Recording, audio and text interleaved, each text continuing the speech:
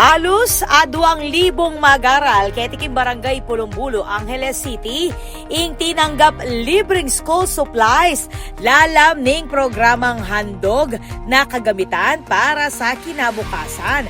Apeni muna ning Barangay Council king pamanimuno ng Kapitana Lorna Zabala. Target ng programa na adi na lang school supplies, regalo sa 2,000 kayanakan bilang parte ng pamagsadya, king pamamuklat ng klase. Kapag nasa ng inisyatiba na aso panlaray pengari king gagasusan king pamag-aral, kabang sisiguraduan dang ating lang ustong gamit king eskwela reng estudyante para king karelang pamag-aral. Agpang king barangay, parte 18 ning barelang balaw sa suporta king LGU, bang apasik na nga ning edukasyon at adi na lang masantinga oportunidad rin kayanakan.